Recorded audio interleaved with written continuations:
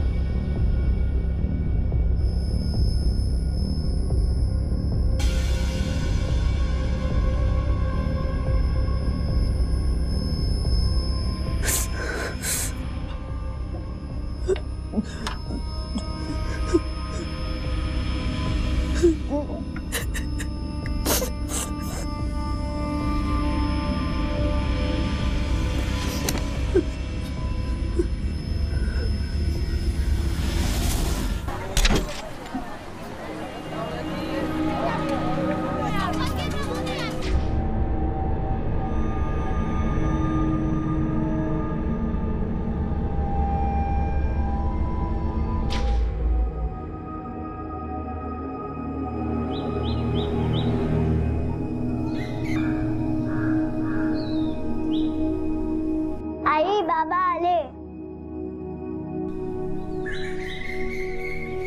भाजी नाही आणली तू? अरे गया था तर 10 बार याद दिलाया था ना, काही आठवण राहत नाही तुला? बाई चुकी झाली बाई. चुकी झाली, चुकी झाली, चुकी झाली. भाजी नाही आणल्या, चुकी झाली. काय करू मी याच्या?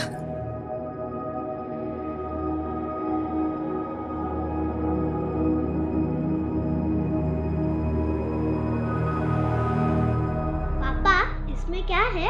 इसमें अपने घर के रेडियो के लिए और एक रेडियो. अरे कंडक्टर है तू, क्या जरूरत थी इतना खर्चा करने की? काय ग तू नेहमी किट किट किट किट करत असते.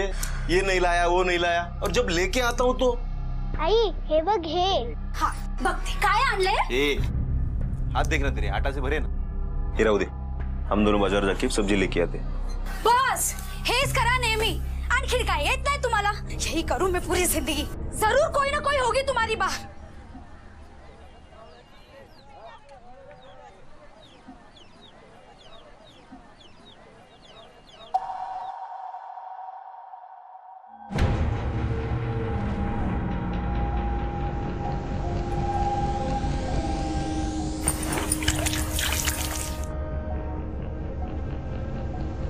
बघते काय आणले. चालू कैसे करूं इसे?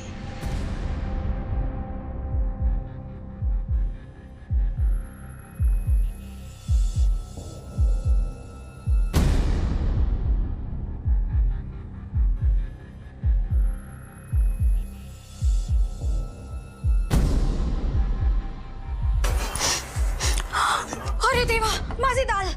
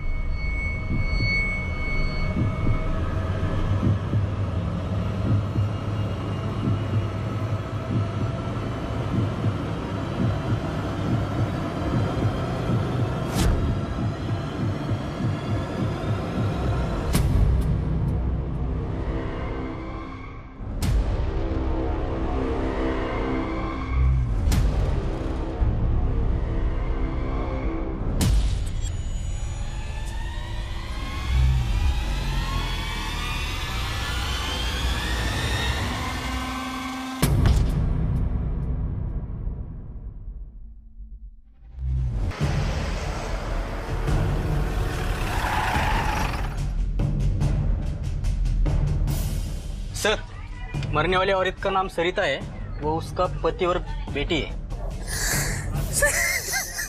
अच्छा सुनो, अभी यहाँ पे किसी भी चीज को टच मत करना। Yes sir. ये बॉम्ब ब्लास्ट का केस है, एसटीएस को बुलाओ तुरंत।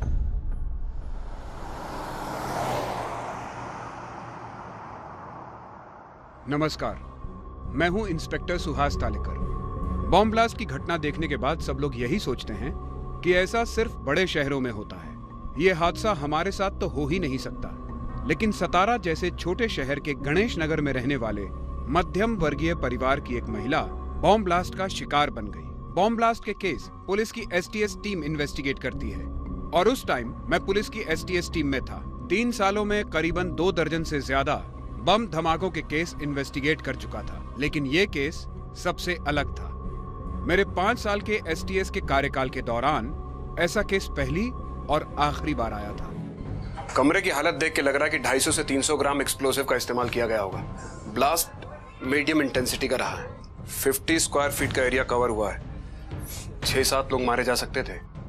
जी सर। सर, यहाँ मोबाइल और रेडियो के कुछ टुकड़े मिले हैं। मोबाइल के टुकड़ों में डायनामाइट लगा है। मीडियम इंटेंसिटी का डायनामाइट रहा होगा। बाकी डिटेल्स तो फॉरेंसिक जांच के बाद ही पता चलेंगी। लेकिन सर, मोबाइल में इतना एक्सप्लोसिव रखना पॉसिबल नहीं होता। शायद उसी के लिए रेडियो का इस्तेमाल किया होगा और ब्लास्ट कर दिया। हाँ, ये हो सकता है सर। जब ब्लास्ट हुआ तो मरने वाली लेडी सरिता, उसके अलावा और कौन कौन रहता है इस घर में? सरिता के पति गोविंद और 7 साल की बेटी।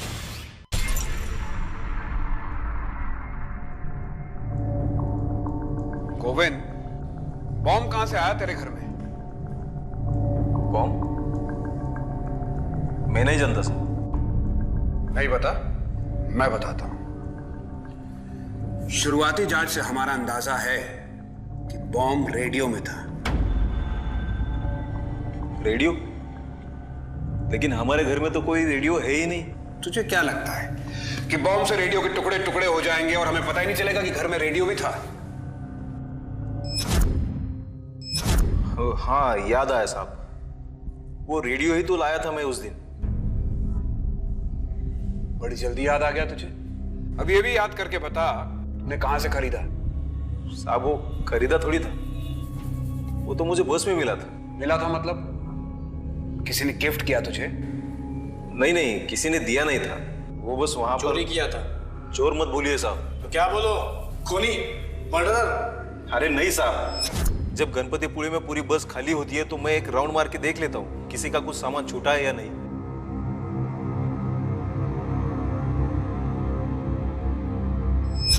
वो लाल बैग कोई भूल गया था। तो इसका मतलब यह है कि अगर कोई किसी का सामान वहां पे गलती से भूल जाए तो तुम अपने घर लेके जाओगे? हाँ? ऐसी बात नहीं है सर, मजबूरी में कभी कभी लाना पड़ता है। ऐसी क्या मजबूरी थी तेरी? साहब, उस दिन वो खोया पाया विभाग बंद था, इसलिए तो वो रेडियो जमा नहीं कर पाया मैं। गोविंद, कुछ ज्यादा ही संयोग नहीं हो रहे तेरे साथ?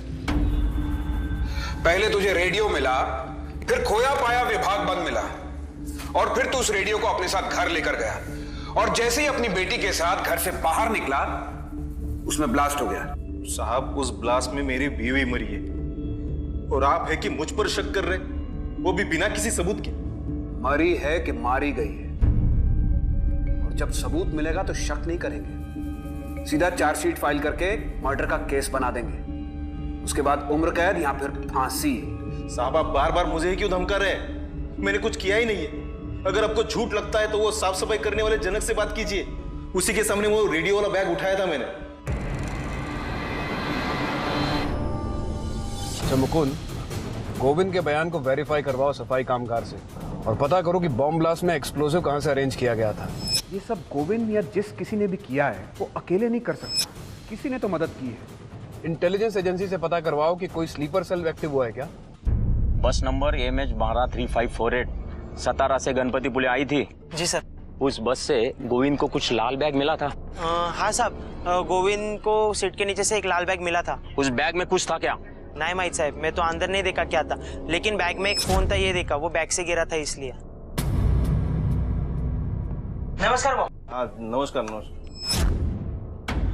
सर, आपका शक बिल्कुल सही निकला।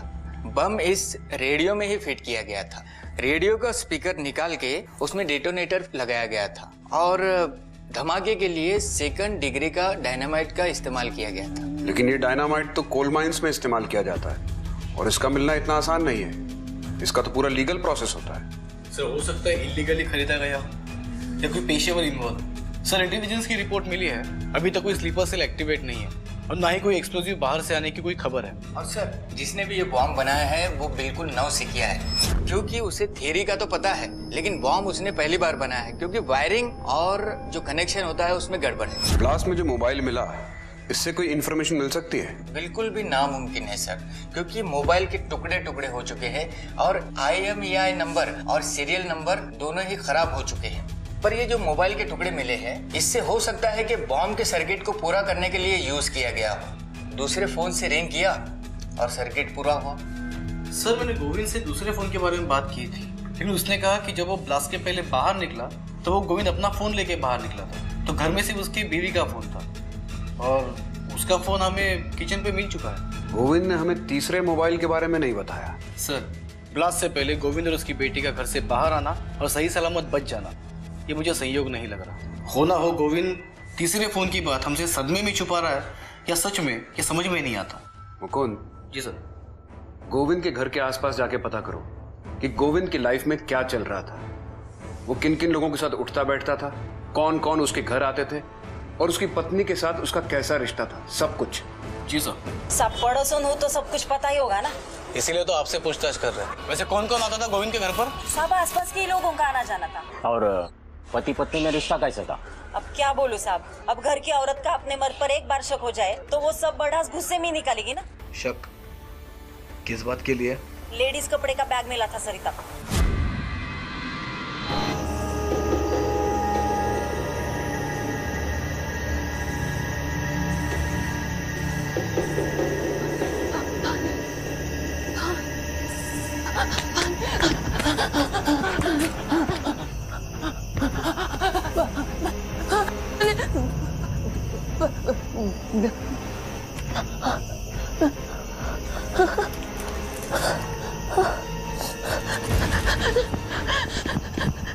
नहीं बनाऊंगी मैं वापस बॉम्ब। अब क्यों नहीं समझते, ये सब गलत है। मैं आपके आगे हाथ जोड़ती, मुझे प्लीज जाने दो।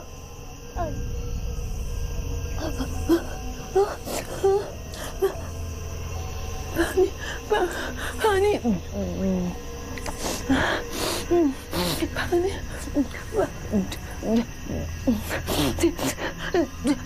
ठीक है, मैं बम बनाऊंगी।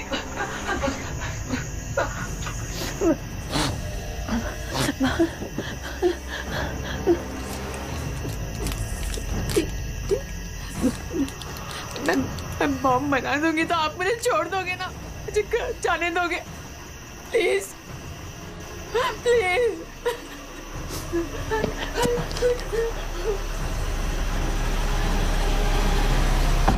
गोविंद तेरा लफड़ा चल रहा था, ये बात तूने बताई नहीं।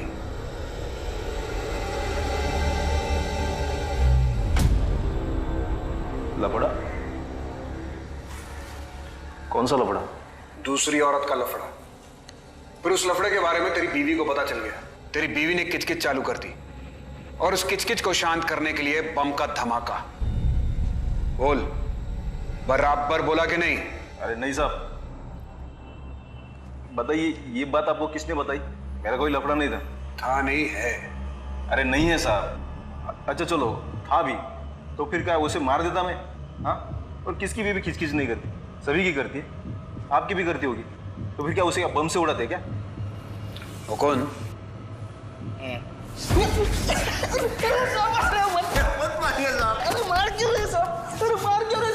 बैग में मोबाइल था, ये बात क्यों छुपाई तूने?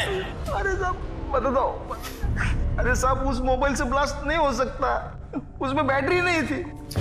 अच्छा, सिर्फ ऑन मोबाइल से ब्लास्ट हो सकता है क्या? बम ब्लास्ट की बड़ी अच्छी जानकारी है इसे। साहब अभी जानकारी होना भी गुनाह है क्या? नहीं, लेकिन जानकारी का गलत इस्तेमाल करना गुनाह है। कहां से मिली तुझे जानकारी है? साहब वो कभी कभार वो अंग्रेजी फिल्म देख लेते साहब। अच्छा, बड़ी अंग्रेजी फिल्म में देखता है तो? दूसरी औरत का लफड़ा भी अंग्रेजी फिल्म से देखा था क्या? दूसरी औरत का नाम क्या है जिसकी साड़ियां तेरे घर में तेरी बीवी को मिली थी? अरे वो सुधाकर बहू की थी साहब। शाणे, मैं तेरे को पूछ रहा हूँ दूसरी औरत का नाम क्या है, तू मुझे बता रहा है सुधाकर था। औरत का नाम सुधाकर है? नहीं, आदमी का। तो सुधाकर साड़ी पहनता है? नहीं, बेचता है। अरे साहब साहब सुनो सुनो, सुधाकर साड़ी और ड्रेस मटेरियल वाला है, उसकी बैग थी वो। कहाँ है उसकी दुकान? भोर में। सुधाकर को जब भी अपनी दुकान के लिए कुछ मटेरियल चाहिए होता है तो वो सातारा फोन कर देता है। वो नहीं, भारी वाली 40 साड़ियाँ भेजना। अरे वो गोविंद है ना, उसी के गाड़ी में भेजना। अरे भरोसा वाला आदमी अपना। फिर सातारा में एक आदमी उसके मटेरियल का बैग मेरी बस में रख देता है। फिर बाद में वो भोर में वो सुधाकर अपनी बैग उतार लेता है। अरे क्या सुधाकर भाऊ, कितनी देर रुकने का? हर रोज का होगा आपका ये। चलो चलो सामान उठाओ, चलो चलो चलो चलो जल्दी भाई, जाने का है आगे। वो ग्राहक है ना। हाँ हाँ चलो चलो।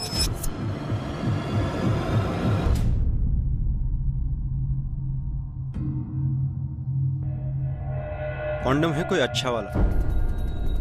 वैसे आपको कौन सा फ्लेवर पसंद है? आपको कौन सा चाहिए?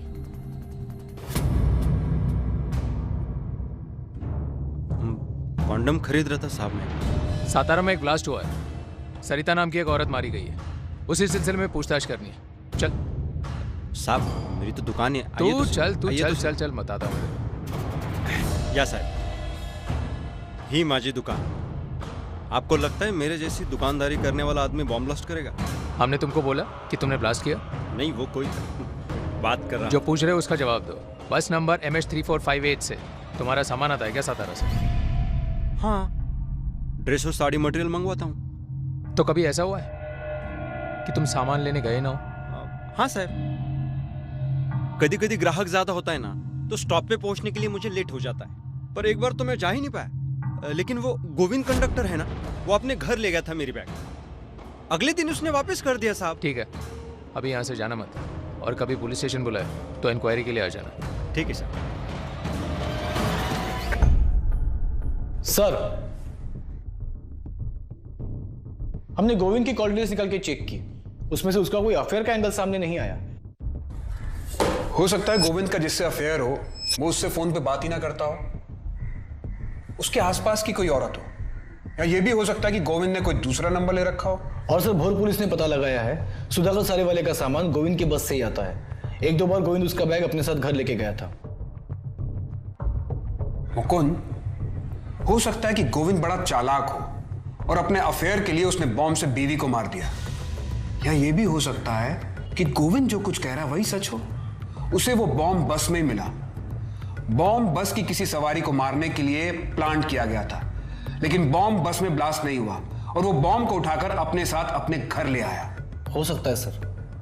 और अगर हमारा दूसरा वाला अंदाज सही है तो ऐसा भी हो सकता है कि बस की जिस सवारी को मारने की कोशिश पहले की गई थी उसे दोबारा मारने की कोशिश हो जाए। इसीलिए हमें जल्द से जल्द सच का पता लगाना होगा, और गोविंद को भी यहां बुलाओ, क्योंकि दूसरे एंगल की जांच पड़ताल के लिए हमें उसकी मदद चाहिए। जी सर।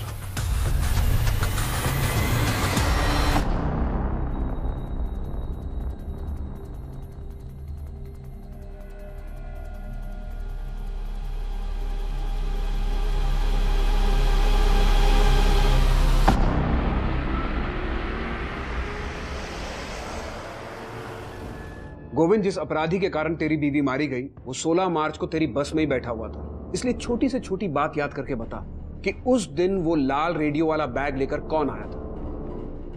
ये तेरी टिकट्स की डिटेल्स है, इन्हें देख के याद कर।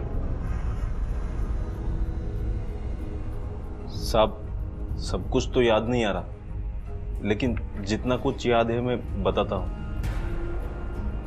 दोपहर का समय था। चलो ticket ticket ticket ticket ticket ticket.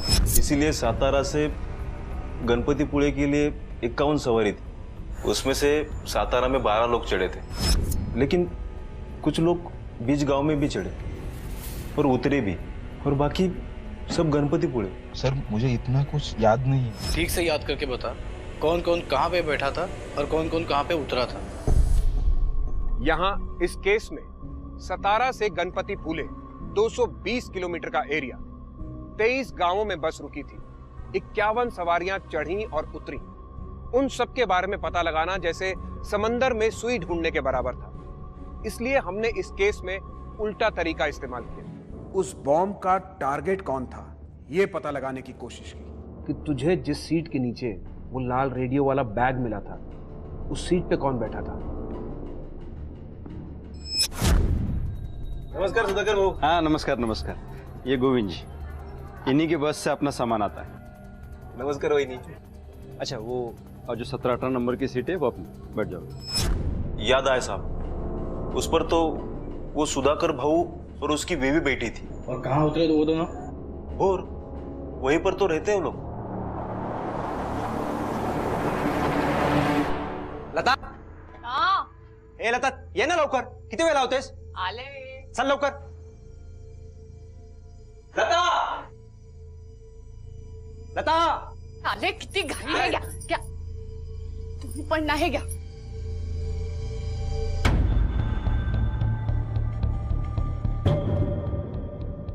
भाऊ कुठे बाहेर चालले का? वहिनी है तो मैं पूछ लेता हूँ कौन सा पंखा ठीक करना है हो.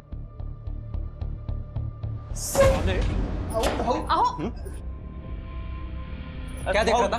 झालं काय? छोटू नसे. वहिनी आओ. काय भाऊ काय झालं काय? वहिनी काय आहे? काय झालं काय? सांगू द्या ना त्याला. चल. अरे अरे पिछली बार की मार भूल गया तू? ये चश्मा निकाल और पट्टी देख. उसका दिमाग गंदा है तो मेरी सोच गंदी बोल दी.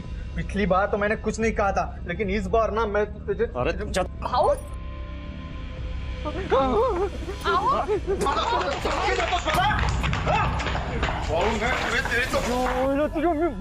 मुझे मारेगा? मैं मार दूंगा, सच्ची बोल रहा हूँ, मार दूंगा. झगड़ मार दो. छोटू से.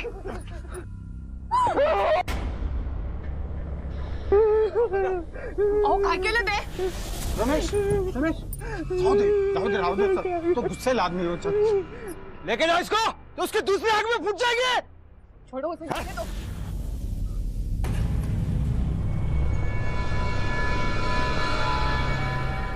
आसपास के लोग देख रहे हैं, अभी नहीं, बाद में आना.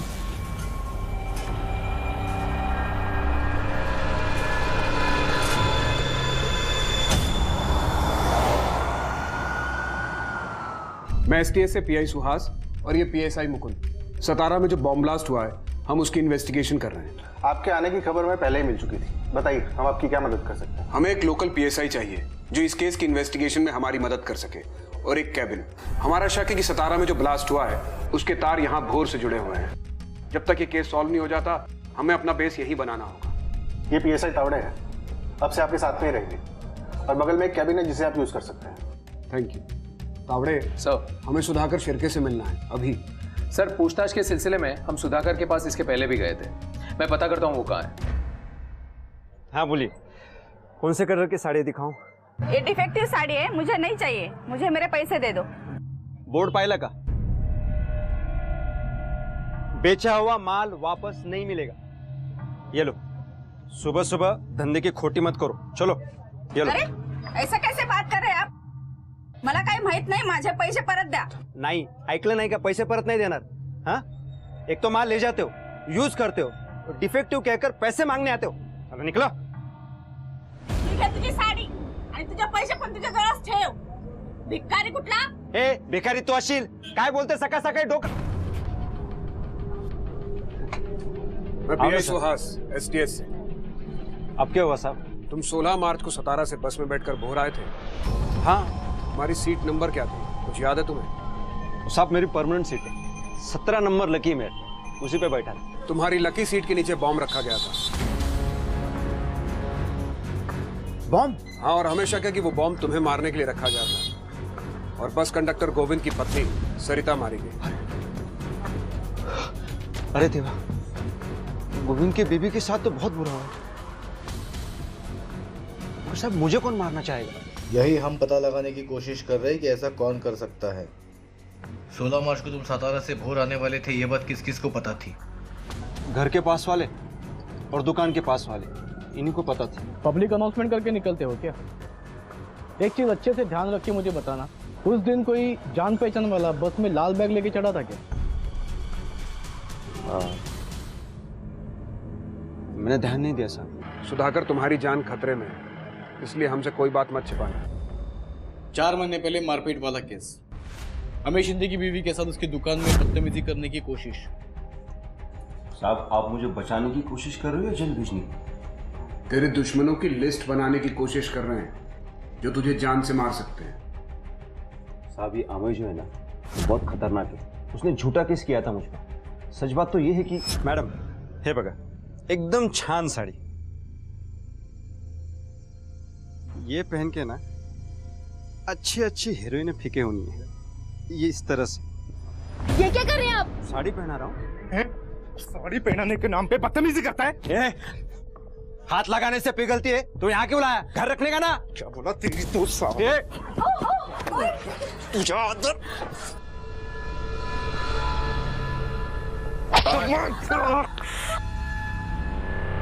काय झालं? अरे माणूस आहेस की सैतान आहेस? साहब अभी दुकान में साड़ी बीड़ी पहनाते वक्त इधर उधर थोड़ा बहुत हाथ तो लग ही जाता है। अब इतनी सी बात पर उसने FIR कर दिया, तो क्या करूं अब? आप समझ नहीं रहे हो मेरी बात को। मुझे बड़े साहब मिला है बस। तुम्हारा कळत कैसा नहीं है? आवड़े देखो कौन है?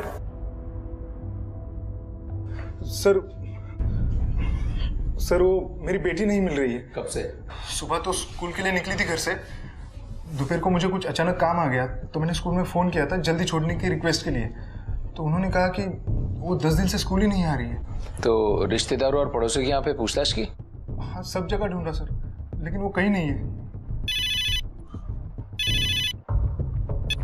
हेलो, हाँ मैं इधर ही आ गई।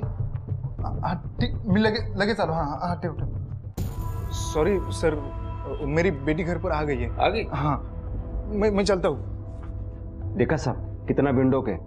अच्छा हुआ उसकी लड़की मिल गई, नहीं तो वो भी केस मेरे पे डाल देता।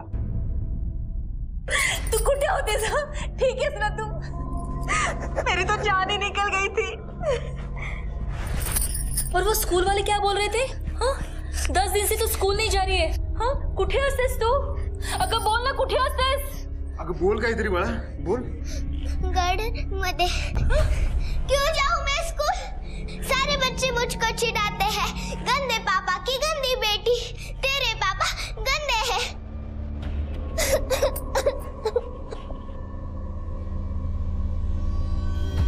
तेरे पापा गंदे नहीं है, उन्होंने कोई गंदा काम नहीं किया।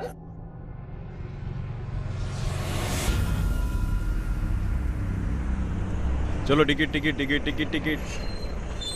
अरे अमय दादा, वो जले पे लगाने के लिए दवाई बोला था ना? 3-4 दिन लगातार लगाना, आराम पड़ेगा।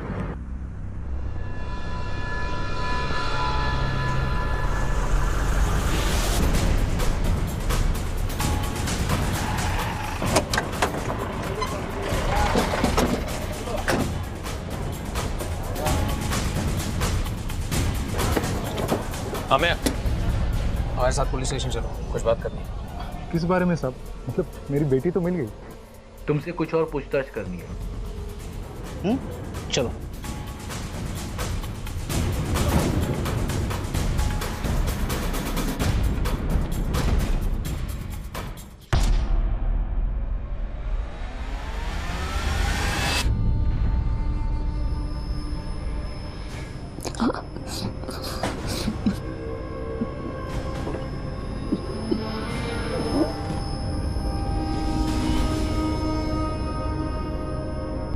गला सूख रहा है तो पानी पी लो, क्योंकि सूखे गले से सच बोलने में तकलीफ होगी। लो। सर आप क्या कहना चाहते हो, मैं समझ नहीं पा रहा हूँ सर। शायद न्यूज़पेपर में पढ़ा हो, सतारा में एक बॉम्ब ब्लास्ट हुआ है। कंडक्टर गोविंद की पत्नी सरिता बॉम्ब ब्लास्ट में मारी गई। ये उसी की पूछताछ है। सतारा में जो कुछ भी हुआ उससे मेरा कुछ लेना देना नहीं है। लेना देना कैसे नहीं है? तेरी दुकान के आसपास के लोगों ने बताया कि तू हर शनिवार को सतारा दवाइयां लेने जाता है और फिर गोविंद की बस से वापस लौटता है। 16 मार्च को भी गया होगा, उस दिन भी शनिवार था। नहीं, उस दिन मेरी बेटी की तबीयत खराब थी तो मैं घर पर ही था। सुधाकर उस बस से जाने वाला था, इस बात को जानता था तू? नहीं, पर सुधाकर का नाम क्यों ले रहे आप सर? क्योंकि हमें शक है कि वो बम सुधाकर को मारने के लिए ही लगाया गया था, और जो इंसान सुधाकर से नफरत करता हो वही इंसान उसे मारने की कोशिश करेगा।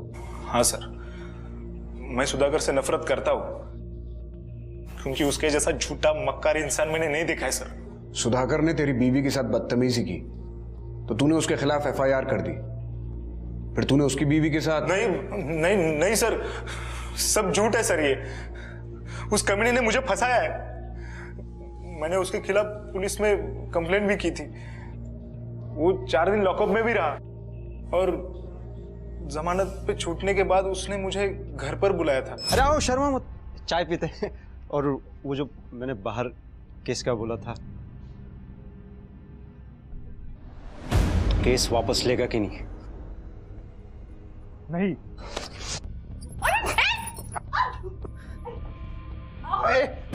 सर ये सुधाकर लोमड़ी से भी ज्यादा चालाक है। सबकी नजरों में मुझे रेपिस्ट बना दिया। 4 महीने से मेरी जिंदगी नरक बन चुकी है। तो जब मैं मेडिकल शॉप पे रहता हूं तो कोई भी नहीं आता है, इसलिए अभी मेरी बीबी रहती है मेडिकल शॉप पर। और इसीलिए तुमने सुधाकर के जिंदगी की शॉप बंद करने की सोच ली, वो भी बॉम्ब से उड़ा के। बॉम्ब क्या सर, न्यूक्लियर बॉम्ब मिलता ना तो साले के सर पे फोड़ देता मैं। लेकिन इस बॉम्ब कांड से तेरा कोई लेना देना नहीं है, यही कहना चाहता है ना तू? जिस किसी ने भी किया होगा उसने यही सोचा होगा कि बॉम्ब ब्लास्ट होगा और पुलिस सोचेगी कि ये टेररिस्ट का काम है। पर्सनल एंगल तो चेक ही नहीं करेगी पुलिस। अमय के पास स्ट्रॉन्ग मोटिव है सुधाकर को मारने का। उसकी सुबह की चाय से लेकर रात के खाने तक की सारी डिटेल्स निकालो, उसके कॉल रिकॉर्ड्स चेक करवाओ, खास तौर पे 16 मार्च के। उसके अदर कनेक्शंस का भी पता करो।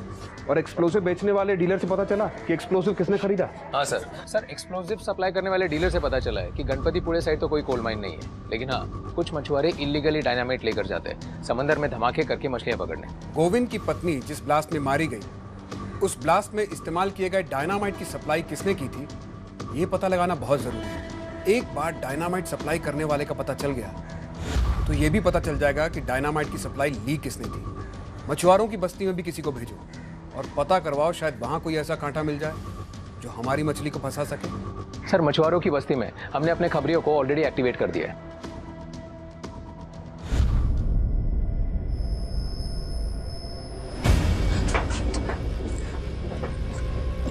मैंने ये सैंपल बॉम्ब बनाया है। अब आपको एक सैंपल टेस्ट करके दिखाती हूँ।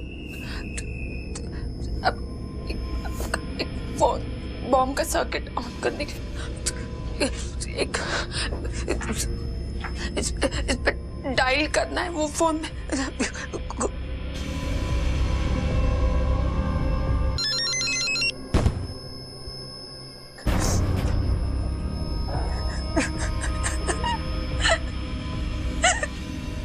देखा, मैंने बना दिया।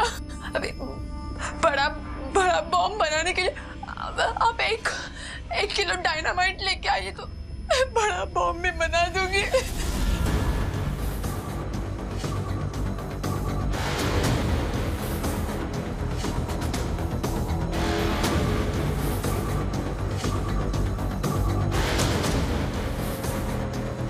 हेलो सुधाकर बाबू, गोविंद बात कर रहा हूँ। अरे आप आपका साड़ी का बैग मेरे बस में रखते हो ना?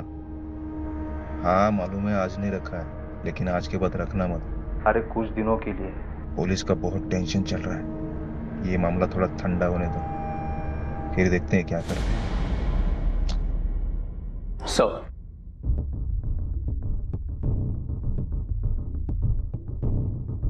सर मशवरा कॉलोनी में फिलहाल कोई मुंह नहीं खोल रहा है। सुधाकर के पड़ोसियों से क्या पता चला? सर सुधाकर से दुश्मनी के सिलसिले में तो नहीं, लेकिन उसकी बीवी का अफेयर का एक एंगल सामने आया है।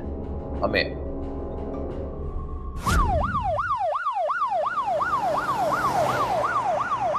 देखिए हमसे कुछ भी मत छुपाइए, हमारे पास गवाह है जिन्होंने हमें को आपके घर पे आते जाते देखा है। जो भी सच है बता दीजिए। हाँ ये सच बात है कि अभय मुझे मिलने आता था, लेकिन हम दोनों के बीच ऐसा कुछ भी नहीं है।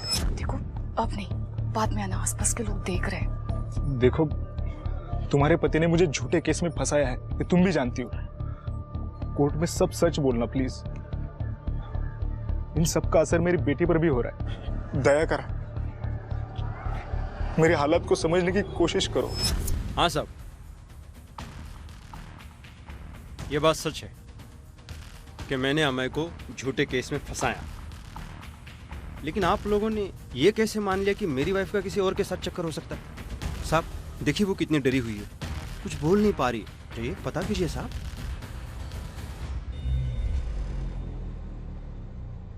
अमय भाऊ, मैंने गुस्से में आकर मेरी बीवी के साथ गलत करने का झूठा आरोप आप पे लगाया था। अब मैं उसके लिए माफी मांगता हूं, लेकिन मन से ये सब निकाल दो, भूल जाओ ये सब कुछ।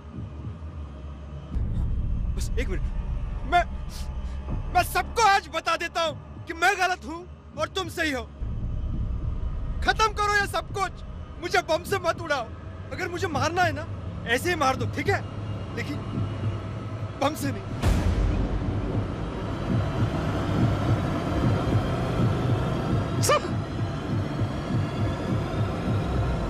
तुम उसके बीवी को मिलने ही क्यों जाते थे? वो पागल दोबारा पुलिस में कंप्लेन कर देता तो? और माफी तो ऐसे मांग रहा था जैसे कि सबको बता रहा है कि वो ब्लास्ट तुमने ही किया है। मुझे बताओ, वो ब्लास्ट तुमने ही तो नहीं किया था ना?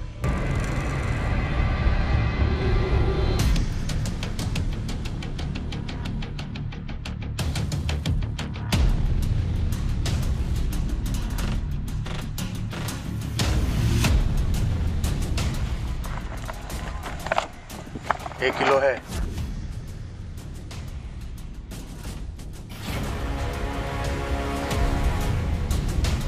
सर खबर पक्की है, मछुआरा बस्ती में डायनामाइट की डील हुई है। 1 किलो डायनामाइट खरीदा गया है, लेकिन किसने खरीदा है और किसने बेचा है इसका हमें पता लगाना होगा। हो सकता है इसके तार गोविंद के घर हुए बॉम्ब ब्लास्ट से जुड़े हों। मुकुंद, तुम तावड़े के साथ जाओ और जल्द से जल्द पता करो, कोई बड़ा बॉम्ब ब्लास्ट होने वाला है, कई मासूमों की जान जा सकती है।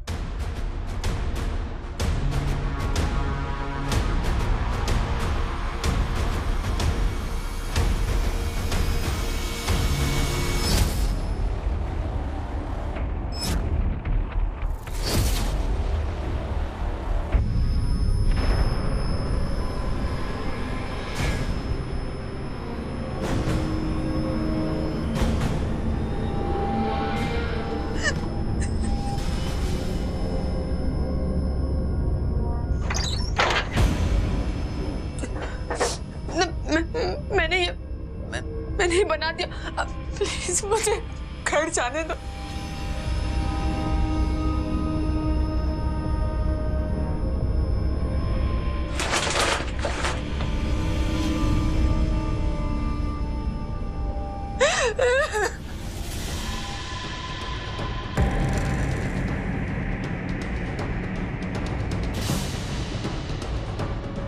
ओ भाऊ,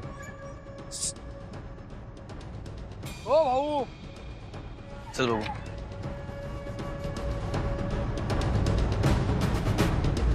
क्या हो गया? डायनामाइट? हाँ, लेकिन माल सही होना चाहिए। सब रोकड़ा सही तो माल सही। चल।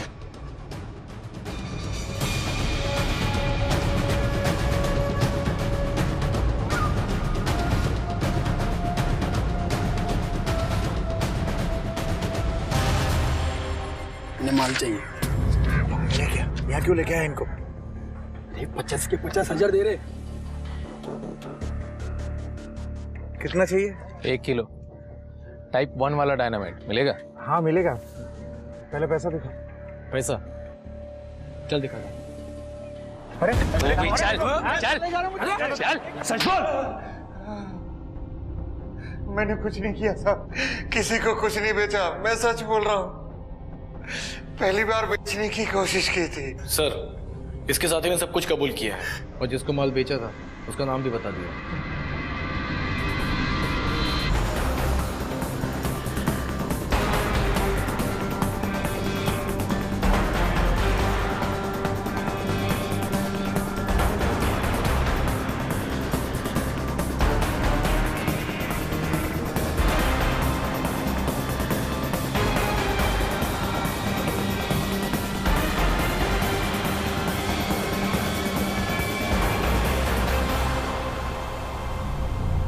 अरे सुधाकर भाऊ, ये आखिरी बार है इस बस में सफर कर रहा हूँ। क्यों बे? इसके बाद मरने वाला है क्या तू? अरे सुधाकर भाऊ, ऐसा मत बोलो। गोविंद भाऊ, तुम भी किस घटिया आदमी की बात का बुरा मान रहे हो यार। किसको घटिया बोला बे तू?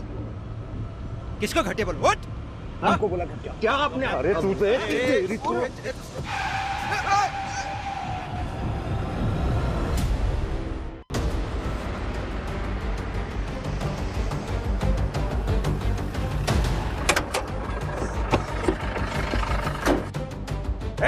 बस खाली करो, जल्दी चलो, चल चल चल दे, क्विक, जल्दी जाओ, उधर जाके खड़े हो जाओ।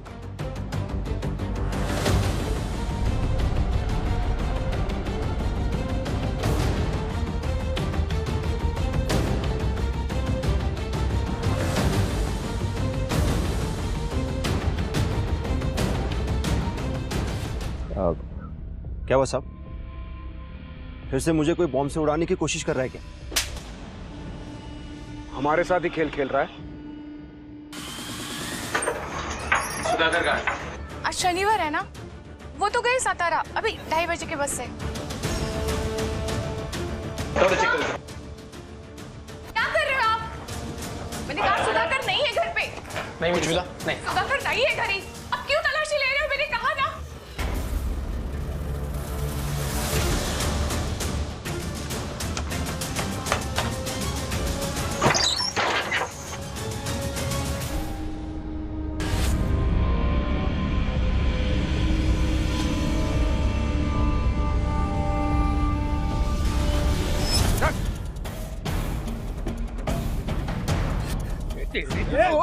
मोबाइल क्यों मारा आप? चल मारा। सुरभि तेरी ममेरी बहन इंजीनियरिंग कर रही थी, उसको घर में कैद करके मजबूर किया बॉम्ब बनाने के लिए तूने। बता दे, कोई गलत फहमी हो रही है साहब। अरे चल अंदर बैठ। साहब मेरी बात सुनो। साहब मेरी बात तो सुनो, मैंने कुछ नहीं किया है। वो कौन? तुम यहीं रुको और बॉम्ब डिफ्यूज होते ही मुझे इन्फॉर्म करना। साहब आप मेरा कुछ नहीं कर सकते, कुछ साबित नहीं कर सकते। तेरे गुनाह साबित करने के लिए सबूत हैं हमारे पास। तावड़े,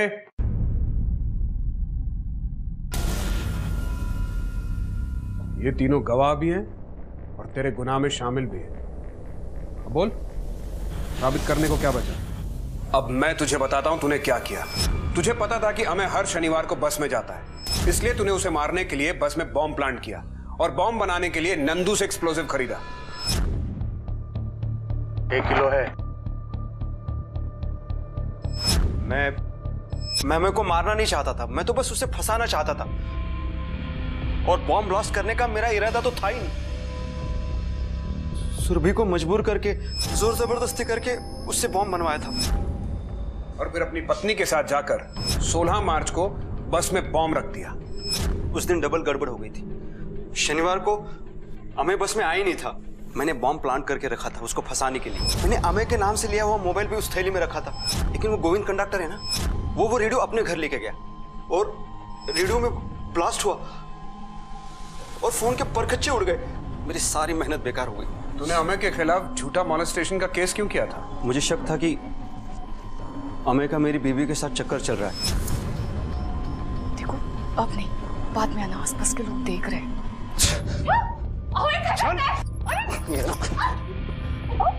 अमेय छोड़। ये बात मैं आपको डायरेक्ट नहीं बता सकता था कि अमेय मुझे मारने की कोशिश कर रहा है, वरना आप मुझ पे शक करते। फिर मैं उसके दुकान पे गया, सबके सामने उससे माफी भी मांगी, बॉम्ब से ब्लास्ट करके ना मारने की विनती भी की, ताकि आप लोगों को उसी पे शक हो कि उसने दोबारा बॉम्ब प्लांट किया है मुझे मारने के लिए। और मैं खुद फंस गया। क्राइम में परफेक्ट प्लानिंग जैसी चीज कोई नहीं होती, होता है तो परफेक्ट जस्टिस। सुधाकर की पत्नी और नंदू ने उसके क्राइम में उसका साथ दिया था, इसलिए उन दोनों के खिलाफ आईपीसी सेक्शन 120B के तहत केस चल रहा है। सुधाकर के खिलाफ बॉम्ब प्लांट करने, कंडक्टर गोविंद की पत्नी सरिता की हत्या और अमेय को फंसाने की साजिश के लिए आईपीसी सेक्शन 302 और 120B के तहत केस चल रहा है। इस वक्त तीनों जेल में हैं। अमेय आप्टे के ऊपर जो बदनामी के दाग लगे थे वो धुल गए, क्योंकि उसने कोई अपराध ही नहीं किया था। और सुधाकर को यह बात अच्छी तरह समझ में आ गई कि अपराध के दाग कभी नहीं धुलते। उसका गुस्सा और बदला लेने की भावना, इसने कई लोगों की जिंदगियों को बर्बाद कर दिया था। मैंने अपनी 18 साल की पुलिस की नौकरी में देखा है, ये बदला लेने की भावना हम सब के लिए एक दस्तक है। संभल जाइए, कहीं ऐसा ना हो कि ये आपके साथ कई लोगों की जिंदगियों को बर्बाद कर दे। इसी के साथ मैं विदा लेता हूं। नमस्कार। For more updates, subscribe to our channel, click the show links and enjoy watching the videos.